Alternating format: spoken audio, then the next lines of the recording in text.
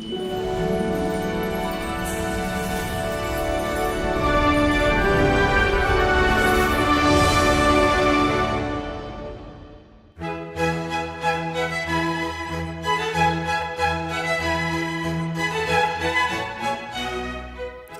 good morning, everyone, on this Easter morning, this most significant day in the Christian faith when we celebrate the new life of resurrection. And those of us who farm in the countryside and who live in the various hamlets of the Isle of Man have a very, very wonderful privilege in that we see firsthand new life in the birth of lambs in the lambing shed. Spring calving suckler herds will have calved by now. We see fields of barley, oats and wheat sprouting and new life emerging from the earth. All in all, a very, very wonderful season. And on this Easter morning, we thought we would bring you something of the spirituality of the countryside, the things we see there that confirm our faith.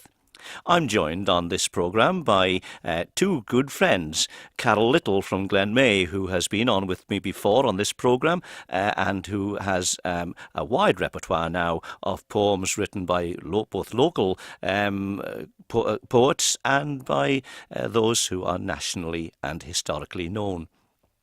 Joining me as well is David Jackson from Agnish. David as well has brought to the Manx audiences up and down the island the poems of Willie Tear particularly. Many of the people in the north of the island listening to this will remember Willie Tear at Sandygate in Derby. So here we are then with some of the poetry that we'll be sharing with you to bring you some of the spirituality of the countryside. David, I wonder would you begin for us with one of Willie Tear's, or maybe several of Willie Tear's. Some of them are quite short. Bring us some of Willie Tear's observations as he lived on the north of the island at Derby. The first one, John, is titled April, and it is, as you say, about new life, and I'll read it now for you. 'Twas Sabbath morn in April time, I wandered o'er the mead. I watched the merry lambs at play and saw their parents feed.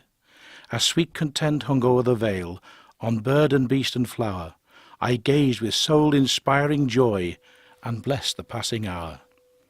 The rising lark sang shrill and clear against the azured sky. The opening primrose hailed again the stream that rippled by. Embalmed in dew the bursting buds, the stately plum adorn. All kindly sunbeams fondly kissed each tender blade of corn. Beneath the shallow, shady willow bower, the moorhen built her nest. Within the coppice by the grove, the night owl flew to rest. The plaintive curlew, circling, cried high over the marshy fen. The whirring partridge rudely brake the silence of the glen. With steady peal the Sabbath bell came stealing through the trees, borne o'er the distant pathless moor by the soft, refreshing breeze.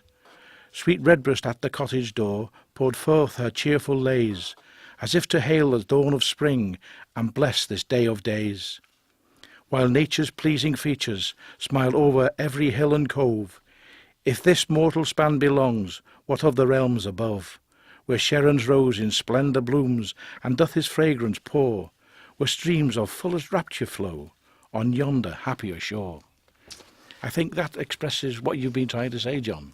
It really does, David, and it does show that it's all there to be observed if you have the eyes to see it. And Willie Tear, as he went about his daily work and his daily life, obviously had the eyes to see exactly that.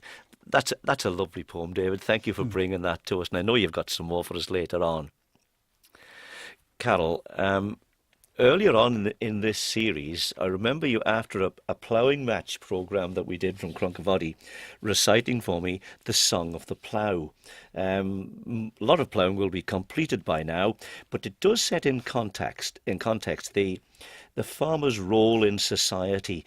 Maybe you'll share that one with us again. Yes, I'd love to. And I wish I knew who actually had written this, John. I'm afraid I don't know, so maybe one of our listeners might be able to tell us. Turn down the green, O man who ploughs, guide thou the plough with sharpened share. Turn up the brown to sapphire skies, mankind on thee for bread relies. Bright shines the sun, and God looks down on man, on beast, on hill and town. Then sow the seed in mellowed earth, do harrows sway, and wild birds mirth. The joyful hum of threshing time, and later drone as mills make flour. Mankind gets bread. But what man thinks it was your sweat that forged the links? But sure, the world must bend its will in every age to ploughman's skill. Then, oh hurrah, all men who toil, you're masters of the sullen soil. Turn up the brown, O man who ploughs the wakened earth to warming sun, and give all men their daily bread.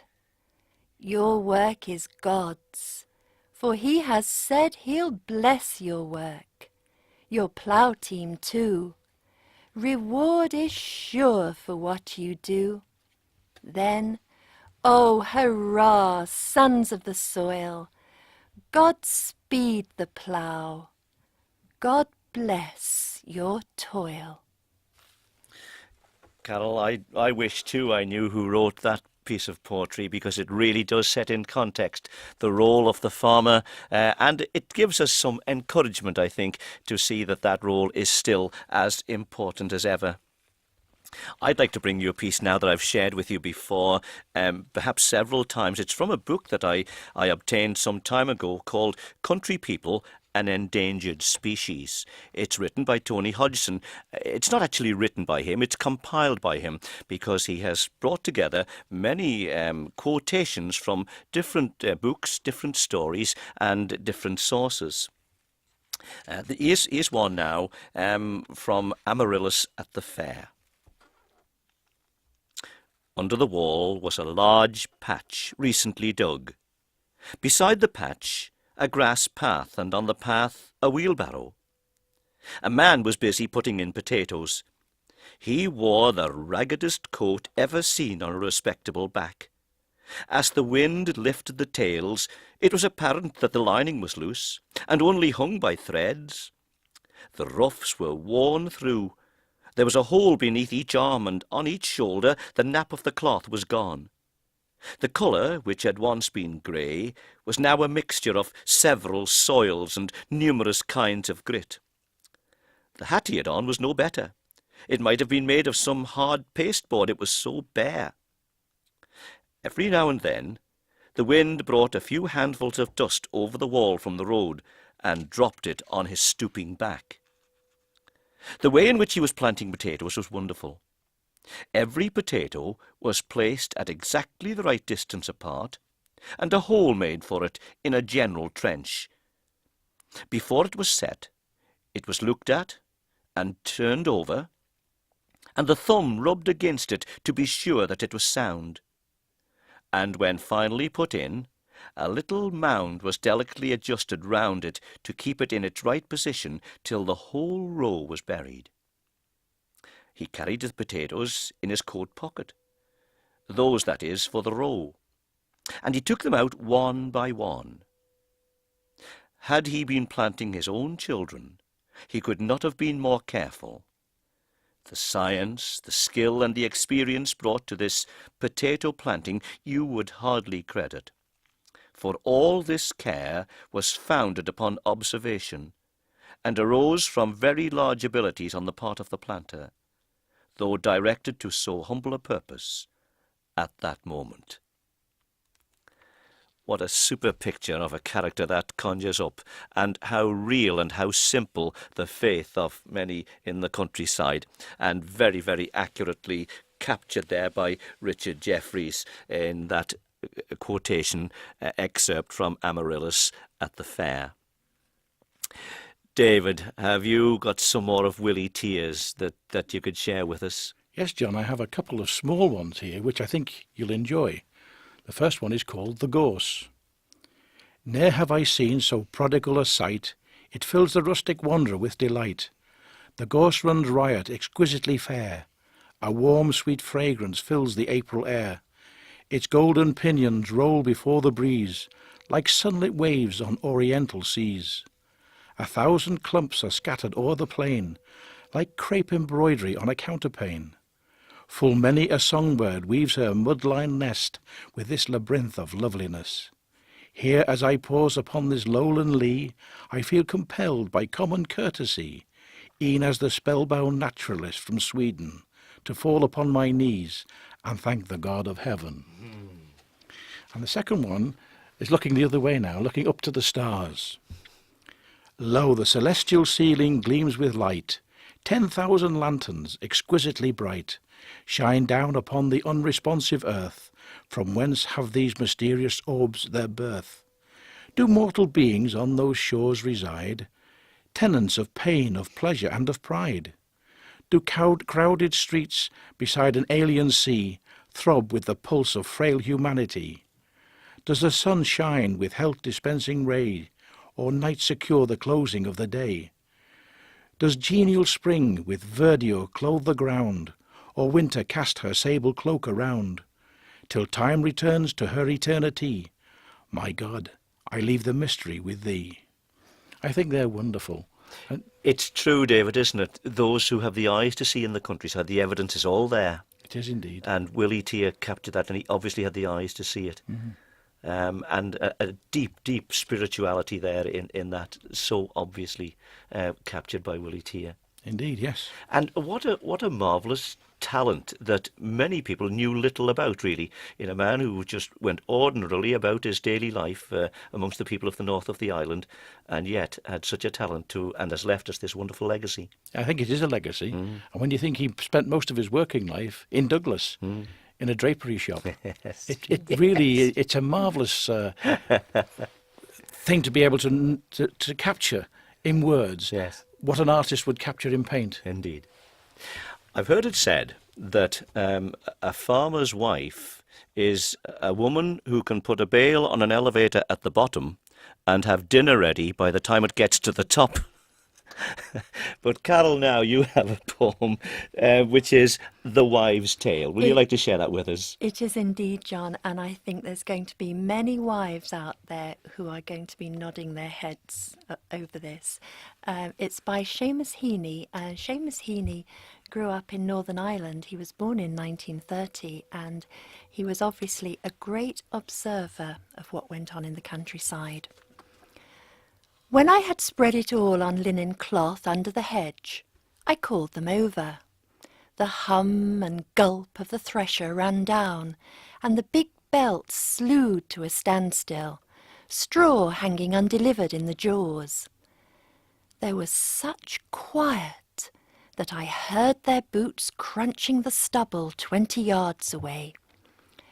He lay down and said, "Give these fellows theirs, I'm in no hurry," plucking grass in handfuls and tossing it in the air. "That looks well." He nodded at my white cloth on the grass. "I declare a woman could lay out a field, though boys like us have little call for cloths." He winked, then watched me as I poured a cup and buttered the thick slices that he likes. "It's threshing better than I thought, and mind, it's good clean seed. Away over there and look." Always this inspection has to be made, even when I don't know what to look for. But I ran my hand in the half-filled bags hooked to the slots. It was hard as shot, innumerable and cool. The bags gaped where the chutes ran back to the stilled drum, and forks were stuck at angles in the ground, as javelins might mark lost battlefields. I moved between them back across the stubble. They lay in the ring of their own crusts and dregs, smoking and saying nothing. "There's good yield, isn't there?" As proud as if he were the land itself. "Enough for crushing and for sowing both." And that was it. I'd come and he had shown me, so I belonged no further to the work. I gathered cups and folded up the cloth and went. But they still kept their ease, spread out, unbuttoned, grateful, under the trees. How accurate that's reflected, Carol. I think there'll be a few farmers out there thinking, right, okay. I always thought when our wives did sample the grain that they knew exactly what we Well, meant. they do. Of course they do. They know absolutely. Carol, thank you very, very much for that. This is one now. It's Easter Day, and we're thinking about things spiritual. And, of course, the social centre in many a hamlet, many a village, many a country district is the church or the chapel. And here's another one from Tony Hodgson's book that he found in a writing called The Old Oak by J.E. Linnell. As church warden, he was quite an autocrat. For a parson he could respect, he would do anything in his power. As an old-fashioned churchman, towards such as were responsible for high church innovations, he showed open resentment. One of the most pernicious among the innovators worried him for some time to have the pulpit moved to another site, where the preacher might be better seen by the congregation. "We must do something to get the people to church," he said. "Get the people to church," retorted the warden. "Get the people to church? Time was when they needed no getting. When we had the old fox-hunting parsons here, and the band played, and we sang old-fashioned tunes, the fold came of their own accord, and the church was filled. We built a gallery to hold 120 more, and that was filled too. The pulpit stood in the middle of the church then, and it did very well. And then a lot of your sort came with new-fangled notions and changed everything. First, the pulpit had to be moved towards the chancel. It didn't stand in its right place there, and it had to be shifted again.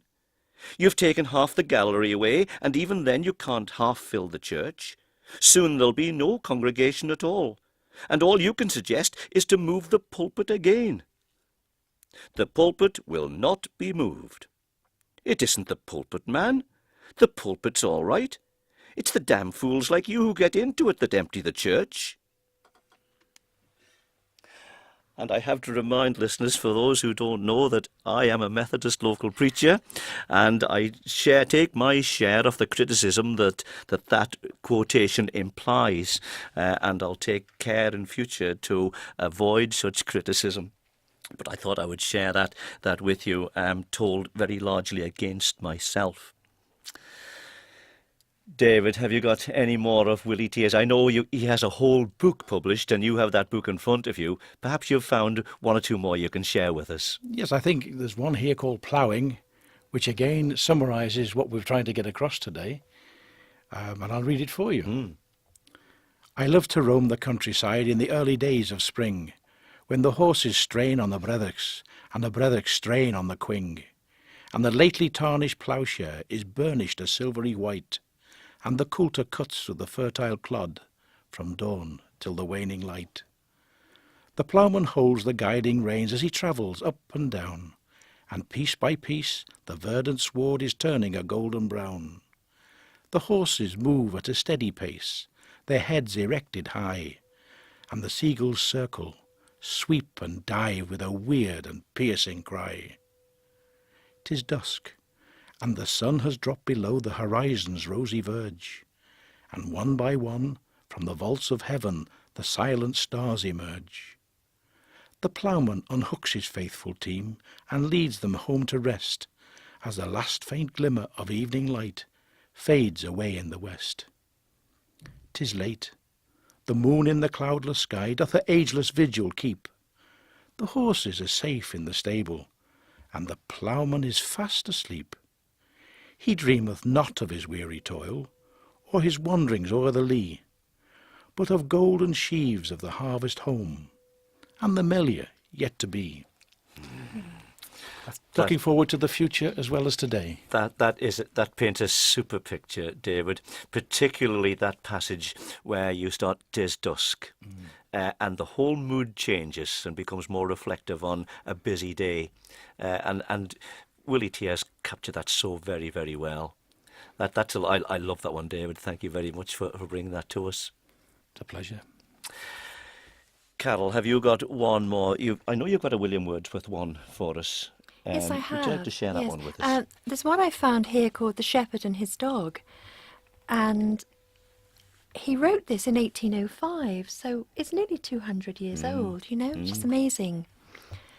I remember, far from home once having strayed, while yet a very child, I saw a sight, and with what joy and love! It was a day of exhalation spread upon the mountains, mists and steam-light fogs rebounding everywhere.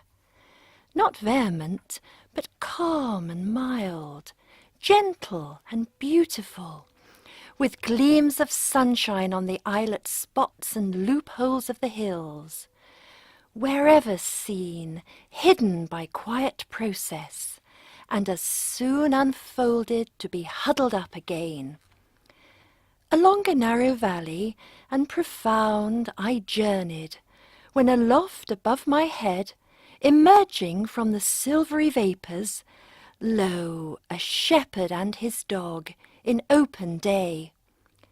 Girt round with mists they stood, and looked about from that enclosure small, inhabitants of an aerial island, floating on, as seemed, with that abode in which they were, a little pendant area of grey rocks, by the soft wind breathed forward. Thank you, Carol, for that.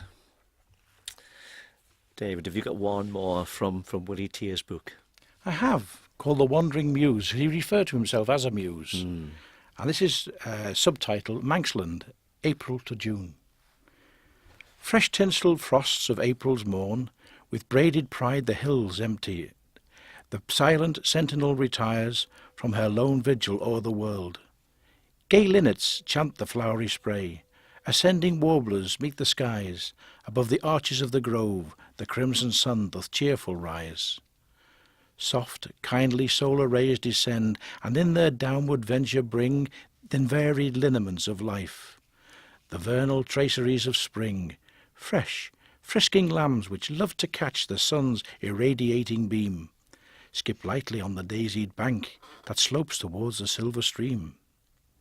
With a light air of sweet content, the kine reposing in the shade, in leisured laziness, in breath the fragrance of the scented glade, where lilies bloom and lilacs smile, and the wild plums burst from bud to flower, cross late awakening wandering bees, once more their native haunts explore.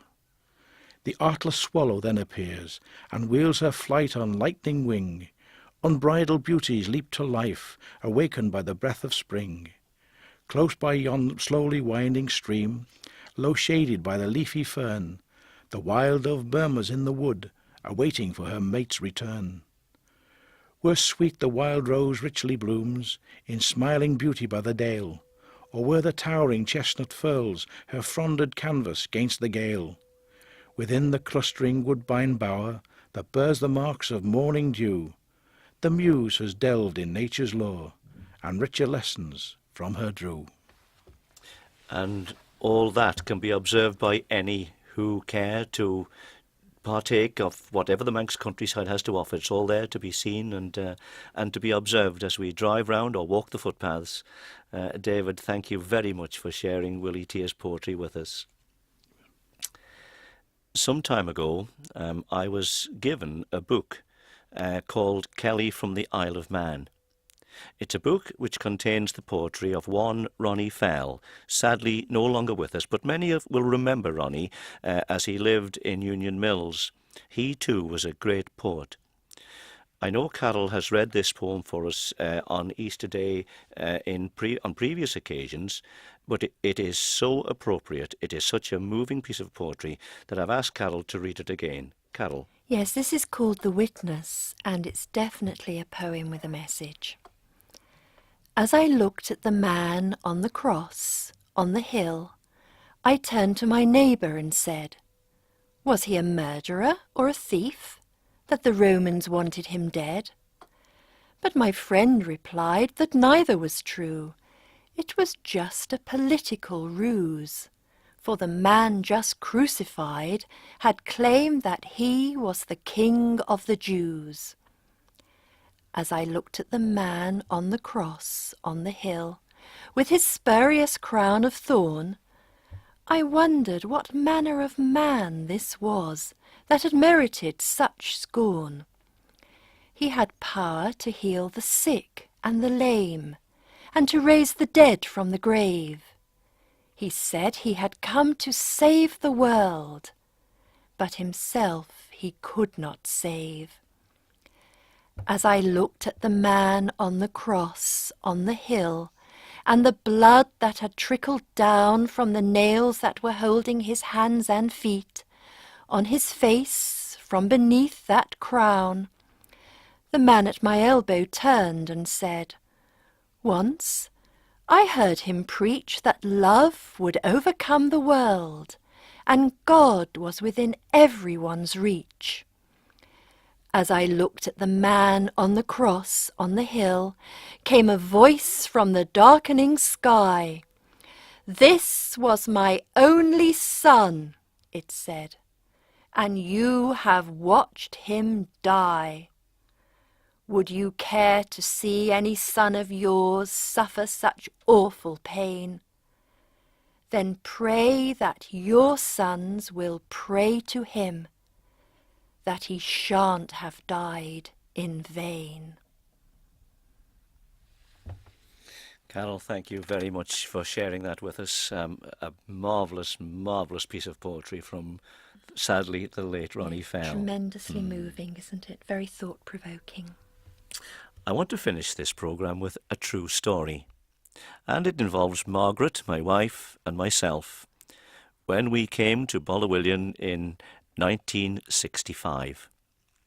Those who know the entrance to Bollawillian Farm Lane will know that it's a very traditional entrance with a recess from the main Peel to Douglas Road, which allows you to park once you've come out through and shut the gate. You can still go back and as you turn in, you can come off the road. Well, this recess is very convenient. And just after we had moved there, Margaret had bought some daffodil bulbs and had planted them round the base of the walls, just to make the place perhaps a little prettier in the springtime. And very quickly after that, the then Highway Board were repairing the road from Peel to Douglas, and having reached our entrance one Friday evening and having some tarmac to spare, very generously decided to surface the entrance to the farm lane, which they did very, very well, with good tarmac, and rolled it down very firmly. Well, we were very grateful, and we thanked them profusely for thinking on us and being so considerate. But it was goodbye to the daffodils, which were now firmly underneath several inches of tarmac. Until the spring. Come the spring, round the bottom of the walls we first noticed just small bulges appearing in the tarmac. And then these bumps started to crack open. And up through the cracks on one fine morning came the first green shoots of the daffodils. If you take a daffodil leaf, you can crush it very easily between your thumb and finger. But if you try to push that same finger through the tarmac, you will find it is impossible. There was displayed for us a power that we didn't understand, and there for today lies a lesson. Just because we don't understand a power that's at work, we don't dismiss it.